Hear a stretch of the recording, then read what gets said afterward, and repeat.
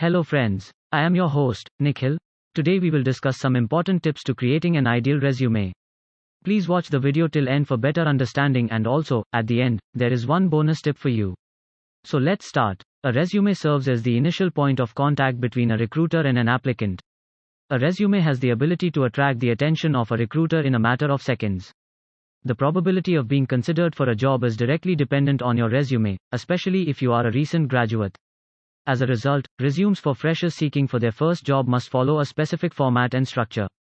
Although the required structure for freshers to construct their resume cannot be universal, we will discuss vital suggestions to create the finest resume for freshers along with the resume template while keeping professional trends in mind. Now first let's know who is considered to be a fresher. As the name implies, a fresher is someone who has never worked professionally on a full-time basis for any business in the past. However, in many organizations, candidates who are transitioning to a new professional field are also labeled freshers. The question is, how can you write the finest resume as a new graduate? So, let's see how. So here are some crucial resume suggestions for new graduates to keep in mind when creating a resume. First one is maintain focus. A resume for freshers seeking their first job must be significantly more convincing than a standard resume. It must be appropriate and include as much information as possible in as few words as possible.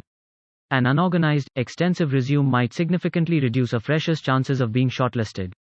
Thus, the most crucial thing to remember while writing a resume is that it should be concise and clear. See count as headlines for resumes. A fresher's resume should always include distinct resume headlines that correspond to the job tasks expected of an ideal candidate. Highlight your core abilities and tell the recruiter why you'd be a good fit for the role. Third is to modify your resume to the job requirements. Understand the job description for the position you're applying for and tailor your resume accordingly to increase your chances of being shortlisted.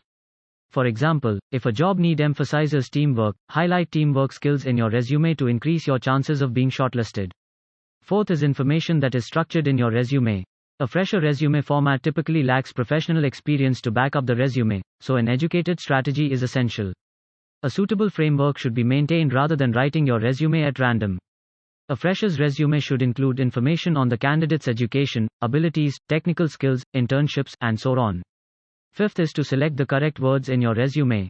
While current digital communication has essentially destroyed the core aesthetics of our language, professional language ethics must be upheld.